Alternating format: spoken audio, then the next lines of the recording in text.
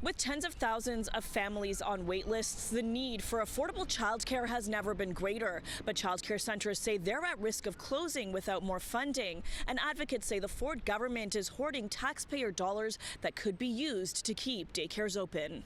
Every dollar committed for childcare is being spent on childcare. That's part of the federal agreement, so there's no way around that. We don't know why the Ontario government is being so reluctant to properly invest in childcare centres so that they can cover their costs.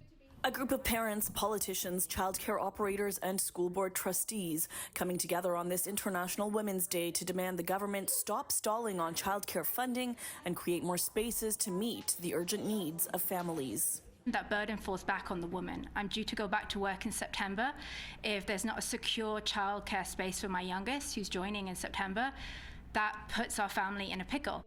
The Ford government spent $146 million less than planned in childcare programs this quarter, according to a new report from the province's financial watchdog. Why did the government underspend this quarter? We're moving some of those dollars year over year to where they're needed because remember that we started low and we're now like a hockey stick. We're now scaling up. This as childcare centers are feeling the pinch of the federal $10 a day program. We are currently operating at a deficit and we can't keep doing that. It's not viable.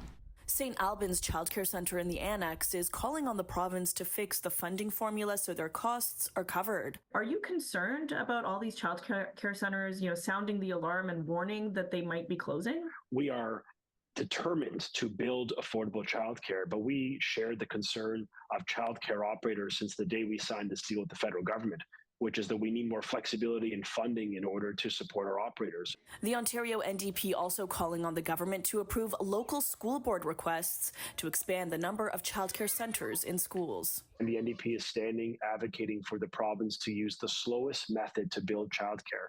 In Toronto, in those school boards, they've been sitting on childcare projects for upwards of 7 to 8 years. Some of them are 300% over budget, and not one of them has a shovel in the ground. The Ford government will deliver its budget on March 26th. Advocates and opposition members are urging them to make significant investments in healthcare, housing, and childcare when they do. For City News, I'm Yazdani.